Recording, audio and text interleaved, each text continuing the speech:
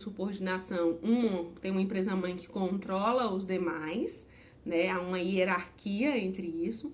E o grupo econômico por coordenação, cada uma guarda a sua autonomia, mas a gente tem os mesmos sócios, pode ter o mesmo sócio, a pessoa trabalhava ali, a gente sabe que é do mesmo grupo econômico, então aí a gente vai ter um grupo econômico por coordenação. E a consequência jurídica disso, a gente não pode esquecer, é que a responsabilidade ela passa a ser solidária, já que se entende como um empregador único, né? Então, todo mundo da empresa, todo mundo desse grupo econômico vai responder de forma solidária. Um outro instituto também relacionado ao empregador é a associação de empresas, né? E aí a gente vai lembrar do artigo 10º da CLT, o artigo 448, artigo 10º, artigo 10º-A, artigo 448 e artigo 448-A da CLT. Então, o que é a associação de empresas, né? É quando a empresa compra outra, né? Basicamente, uma sucedeu a outra. Eu tinha uma empresa e ela foi sucedida por outras pessoas. Então, essa sucessão de empresas, ela vai acontecer quando há uma transferência, né? Uma transferência de titularidade. Mas é uma transferência de titularidade no polo do empregador, né? Eu altero os sócios daquela empresa, eu altero o dono daquela empresa. E aí eu faço uma sucessão de empresa. Mas eu continuo com o mesmo ponto, eu continuo com a mesma clientela. Então eu tenho uma sucessão no polo ativo, ou no polo do empregador, daquela relação apenas no polo do empregador, mas eu continuo com os mesmos funcionários, eu continuo com os mesmos, o mesmo estabelecimento, às vezes altero o nome ou não, mas eu continuo no mesmo ramo, por exemplo, né? Eu continuo no mesmo ramo. Então eu fiz uma sucessão de empresas. E aí a gente vai ter dois requisitos para que se tenha uma sucessão de empresa. O primeiro deles é a transferência do estabelecimento, ou seja, é a mudança da titularidade, permanecendo a mesma clientela e permanecendo o mesmo espaço, o mesmo local. Posso alterar o nome? Posso alterar o nome, mas subentende-se que é a mesma atividade que está ali, né? Então, acontece isso o quê? Numa venda, numa fusão, numa incorporação. A Sadia comprou a Perdigão, né? Não teve aquele negócio lá, quando a Sadia comprou? Ali é uma sucessão de empresas, porque eles continuaram com o mesmo maquinário, eles continuaram com a mesma empresa, né? Com as mesmas coisas, só que algumas faziam algumas coisas, outras não faziam, ficaram alguns anos sem produzir as mesmas coisas e tudo mais. Então, isso acontece muito na fusão, na incorporação de empresa. E a outra questão é que não haja uma paralisação da atividade. A atividade ela vai continuar. Então, a sucessão de empresas, a gente tem dois requisitos. Transferência do estabelecimento para outra pessoa, né? Para outro, vai ser um outro empregador. E a continuidade dessa atividade. Qual é a consequência disso? Por que eu tenho que entender o que é uma sucessão trabalhista? Porque esse sucessor que vai comprar, que vai adquirir essa empresa, ela não vai adquirir só o nome, só o estabelecimento ali, toda aquela clientela, ele não vai adquirir só isso. Ele vai adquirir também as dívidas. Então, as dívidas trabalhistas, elas vão passar também para esse novo sucessor. Porque o sucessor, na hora que ele vai comprar, ele compra já sabendo de tudo. Né? Ele sabe qual é o ativo, sabe qual é o passivo da empresa. Então, passa-se para ele também essa responsabilidade, essas obrigações trabalhistas, né? Então, ele vai passar para ele os débitos contraídos pela essa outra empresa.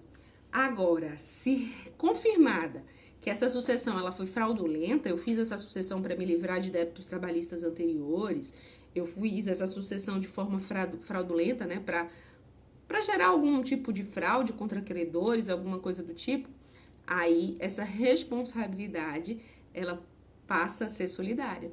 Então, se não considerada má fé, foi tudo certinho. Então, o sucedido não vai responder por nada. Cabe ao sucessor todos os débitos trabalhistas relacionados àqueles empregados. Mas, se for provada essa má fé, aí eu tenho que cabe a responsabilidade solidária. Então, aquela mesma responsabilidade do grupo econômico, né? Procura, não tem uma linha de saber quem vai ser primeiro, não tem benefício de ordem. Vai para todo mundo, cobra do geral, e aí a responsabilidade passa a ser solidária. Então, a gente tem a OJ 411 do TST. Eu já havia falado, mas eu vou repetir aqui, não sei se eu falei em todas as turmas, no direito do trabalho a gente vai começar a ver bastante a partir de agora. Existem muitas OJs e muitas súmulas. OJs são orientações jurisprudenciais e súmulas são súmulas do TST. Então, é um direito muito sumulado, que há muita OJ, que são os entendimentos do TST, né? E aí eles acabam meio que virando lei e são obedecidos, né? Então, é o legislativo, é o judiciário legislando mesmo, é esse ativismo do judiciário. A gente vê bastante na Justiça do Trabalho. Então, a OJ 411, me permitam ler aqui, não sei de cor, me permitam fazer a leitura da OJ 411, que ela vai falar na questão da sucessão no grupo econômico. Existe sucessão no grupo econômico? Tá, eu tenho um grupo econômico, a empresa comprou uma empresa desse grupo econômico. Ela vai suceder também? Vai ter essa responsabilidade também? A OJ 411 vai dizer o seguinte: o sucessor, ele não responde solidariamente por débitos trabalhistas da empresa não adquirida, integrante do mesmo grupo econômico da empresa sucedida. Então, era uma empresa de um grupo econômico, mas eu só comprei uma única empresa. Eu vou responder por todo mundo? Não. Eu só vou responder pela empresa que eu adquiri naquele grupo econômico, né? Tô na Globo, comprei o Multishow, o Sport TV, mas não comprei a Globo News, e aí eu vou responder pela Globo News? Não vou responder pela Globo News. Eu vou apenas responder por aquilo que eu comprei num grupo econômico. Então, só se responde pelaquela empresa que foi devidamente comprada. Então, não vai responder solidariamente quando comprada, né? Quando à época essa empresa devedora direta era solvente ou idônea economicamente, ressalvada a hipótese de má-fé ou fraude da sucessão. Óbvio, se houver fraude, aí ele vai responder pelos direitos dessa empresa, né? Pelos direitos também se verificou algum tipo de fraude. Uma outra questão que eu quero trazer para vocês, que está em sucessão trabalhista, é a questão do sócio retirante.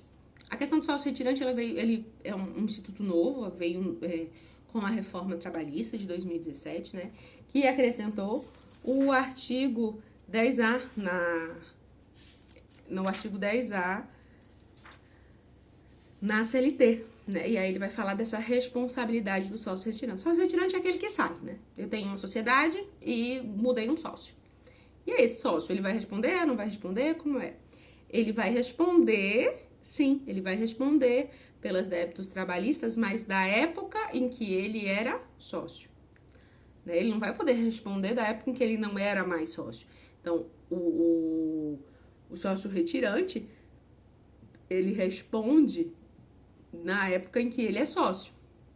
Então, mas professora, ele vai responder eternamente? Toda vez? Ele saiu e vai ficar sempre devendo aquilo ali, né? Não. Ele vai responder até 2 anos depois de se retirar. Então, ele responde pelos débitos trabalhistas da época em que ele era sócio até 2 anos depois que ele se retirou. Que é a ideia da prescrição trabalhista, né? No artigo 7º da Constituição, a gente vê prescrição. A prescrição trabalhista é uma prescrição que 2 anos após o fim do contrato e cobrando os 5 últimos restantes. Então, assim, é a mesma questão, a mesma ideia da prescrição trabalhista. Então, o sócio retirante, ele é responsável, ele vai ser responsável, sim, pela época em que ele ainda se fazia parte, né? Quando ele ainda era parte do quadro societário, e ele só responde até 2 anos após a sua saída. Mas ele responde solidariamente? Normalmente não. Ele vai responder de forma subsidiária, ele vai responder pelo benefício de ordem, né? Primeiro eu vou cobrar da empresa devedora, depois eu vou cobrar do sócio atual, e se nenhum desses aqui conseguir pagar, aí eu vou para o sócio retirante. Então, o sócio retirante, ele só responde depois que eu cobrar desses 2 primeiros, né?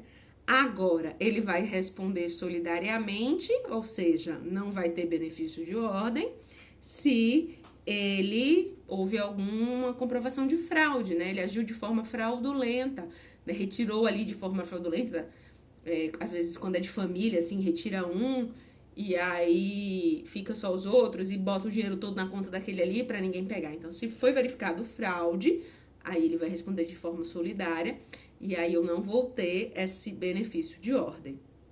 Então, vamos lá entender o que é, recapitulando aqui a ideia do que é o sócio retirante.